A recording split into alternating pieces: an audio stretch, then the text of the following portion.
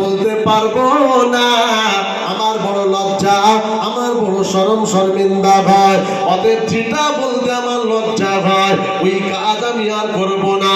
ওই যুবকটা ওখান থেকে সোজা চলে গেল, গুনাহ কবিরা থেকে বেঁচে গেল। বাড়িতে গিয়ে বালিশের মাথা দিয়ে রাসূলুল্লাহর কথাটা ভাবতে লাগে। এমন ট্যাবলেট আমাকে দিল সত্য কথা বলার জন্য। ওই ট্যাবলেটটা খাবার পর থেকে আমার ভিতরে লজ্জা, শরম শর্মিন্দা, হায়া পয়দা হলো, যার কারণে অন্যায় থেকে নিজেকে বাঁচাতে পারছে। আল্লাহ পাক নিশ্চয়ই বাঁচাচ্ছে। অতএব না না, ওই মুহাম্মদ রাসূলের কাছে আমাকে যেতে হবে। আমি মুহাম্মদ রাসূলের কাছে যাব। একদিন ঘোড়ার পিঠে সওয়ারি হয়ে আল্লাহর নবীর দরবারে ঘোড়ার পিঠে সওয়ারি হয়ে চলে এলো মদিনার মসজিদুন নববীর কর্নারে। ঘোড়াটাকে বেঁধে দেখতে পাওয়া গেল আল্লাহর নবীর সাহাবায়ে কেরামদের পিছনে বসে রাসূলুল্লাহর ওয়াজ শুনতে লেগেছে।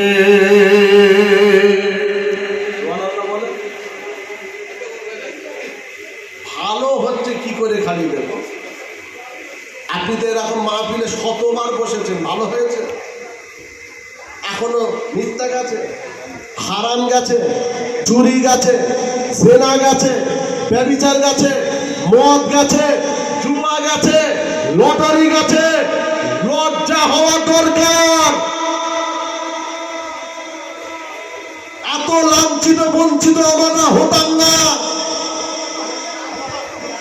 নিজেদের দোষে আজকে নিজেরা সর্বনাশ ডেকে এনেছে। মাহফিলও দেবে, হারামও খাবে, এখানে সুবহানাল্লাহ বলবে, বাড়িতে বন্ধন চলবে, এখানে চাঁদা দেবে, ফুরফুরা আজমির করবে, আবার বাড়িতে গ্রুপ লোন চলবে, মহিলা সমিতি চলবে।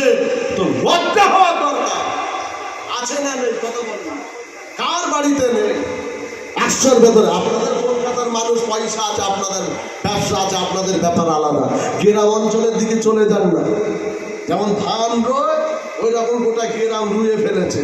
শুধু ওই বন্ধন, ওই সমিতি, ওই গ্রুপ লোন, বাপ নামাজ নেই, মা নামাজ নেই, ছেলেও নামাজ নেই, ছেলের যে বউটা এসেছে সেও বেনামাজি। গোটা বাড়িটায় কোনো নামাজের গন্ধ নেই, কোনো রোজার খবর নেই, যা ইচ্ছা তাই করে এই জমিনে।